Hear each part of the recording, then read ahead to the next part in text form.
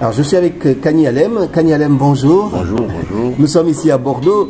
Kani, vous êtes bordelais, vous avez fait une partie de votre carrière à Bordeaux. Quel sens ça a pour vous de revenir ici à Bordeaux?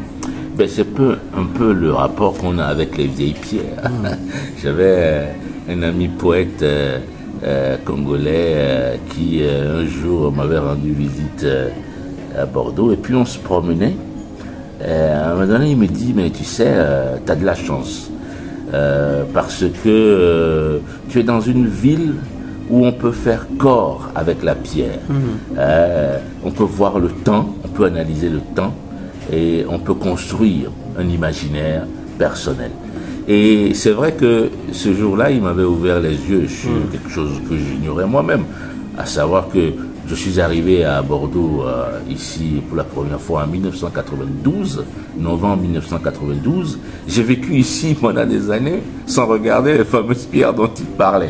Et tout à coup, à partir de ce jour, j'ai commencé à voir que oui, il y avait un imaginaire que je me suis construit moi-même et que j'ignorais, et que je faisais partie de la ville. Bon, après, la vie fait que on est entre deux eaux, on est entre l'Afrique et Bordeaux, mais après tout, l'Afrique et Bordeaux, c'est une longue histoire, donc on est sur le même territoire. Oui, alors justement de l'Afrique, parce que vous êtes retourné au Togo, hein, qui est votre pays d'origine, où aujourd'hui vous exercez toujours des fonctions d'universitaire à l'université. Bien sûr. Mais également vous êtes conseiller du président de la République du Togo. Je suis conseiller du président de la République pour la culture et la francophonie.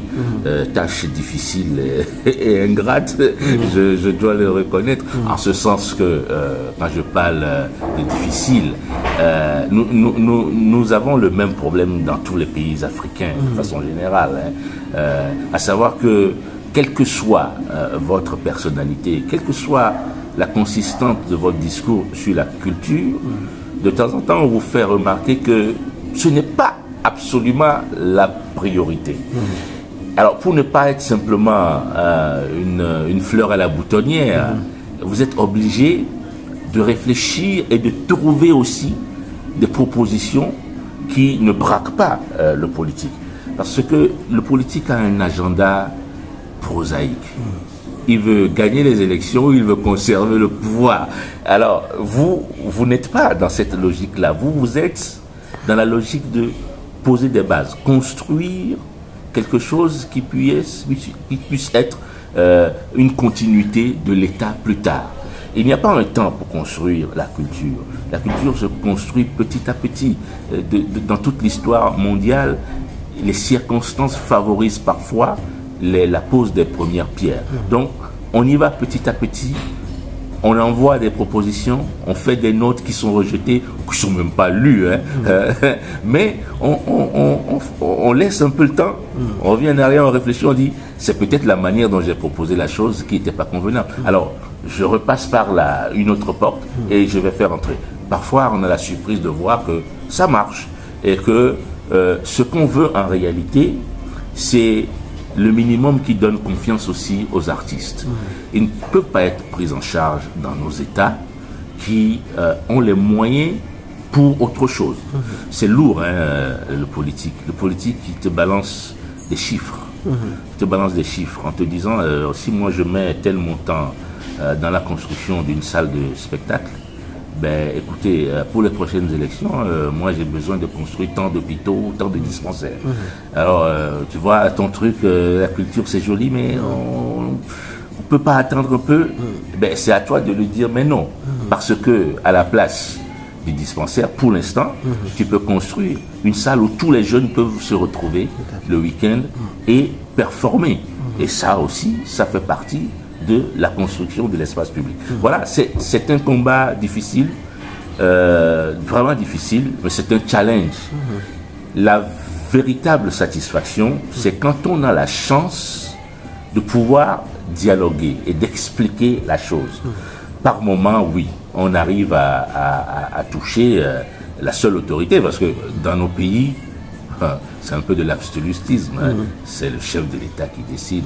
Même les ministres de la Culture n'ont aucun pouvoir.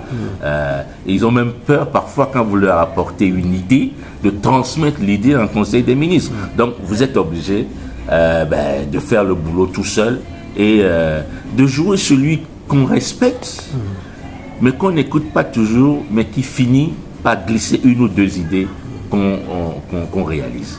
Mais justement, donc là, vous êtes au cœur finalement de la culture, de l'activité, de la dynamique culturelle au Togo et en Afrique. Quels sont d'après vous actuellement les grands enjeux sur lesquels la culture africaine, vous avez également la francophonie, quelles sont aujourd'hui les orientations éventuelles et votre sentiment sur l'énergie de cette culture-là?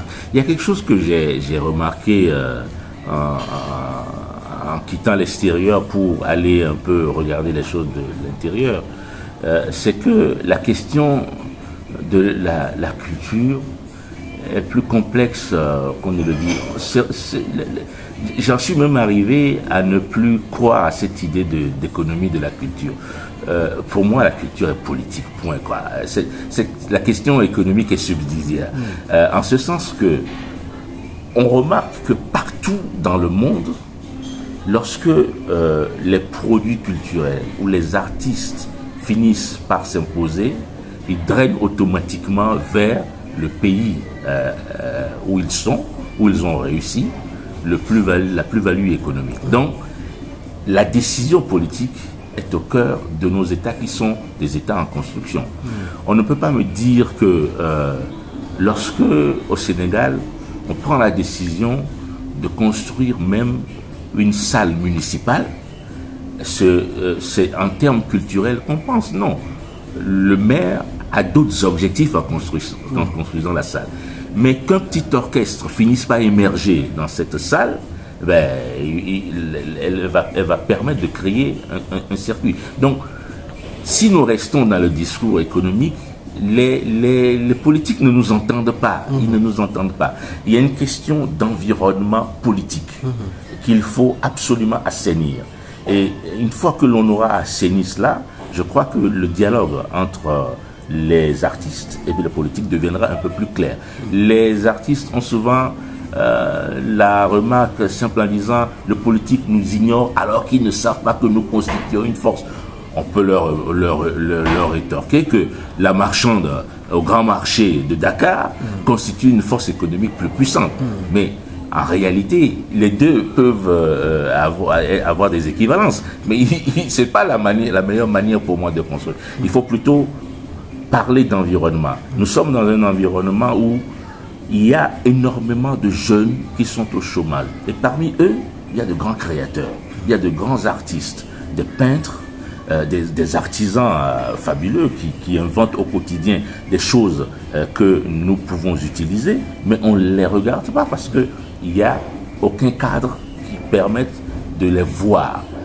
Or, ce cadre-là, dans nos États, qu'on le veuille ou non, ce n'est pas aux mécènes qu'il faut le demander. C'est aux politiques, il faut insister. Peut-être que dans 300 ans, on foutra la paix aux politiques. Mais pour l'instant, il faut qu'ils prennent ses responsabilités. Vous parlez des créateurs, des artistes. Vous-même êtes créateur, êtes artiste. Vous êtes surtout connu par vos écrits, les livres que vous avez publiés, très divers, mais également par la mise en scène, les pièces de théâtre. Et j'ai compris que vous continuez également à publier. Comment conciliez-vous les nouvelles fonctions que vous avez avec cette créativité? Ça, c'est une affaire de schizophrénie. C'est très difficile entre l'université, la création et le conseil politique de trouver le moment d'écrire.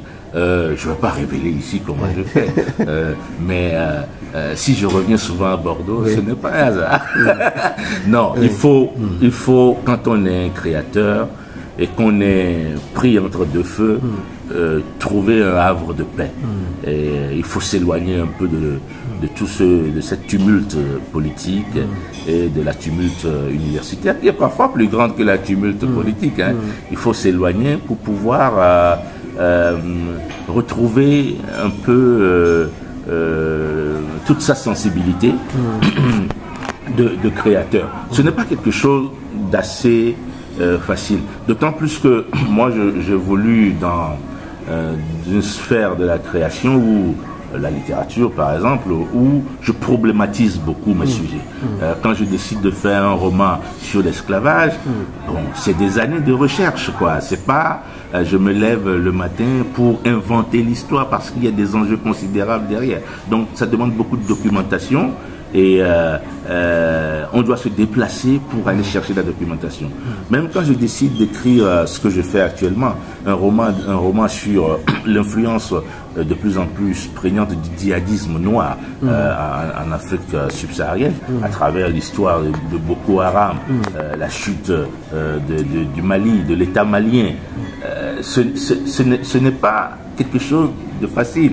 Il faut voyager, il faut aller au Nigeria, il faut aller à Maiduguri, il faut aller écouter, voir. Ben, il faut faire un tour, peut-être pas au Mali, mais c'est ça qui est curieux, mais au Niger, où les choses sont plus complexes, et puisque c'est la base arrière du djihadisme noir, une fois qu'on a quitté le Nigeria. Bon, alors comment on fait ces choses-là? On trouve le temps de voyager pour faire de la documentation. Donc, j'avoue que ça ralentit énormément le travail du créateur, mais en même temps, on se sent pris par tous ces enjeux et c'est très intéressant. On ne sait même plus quelle est la priorité. Est-ce que c'est l'enseignement universitaire? Est-ce que c'est le conseil politique ou la création tout seul?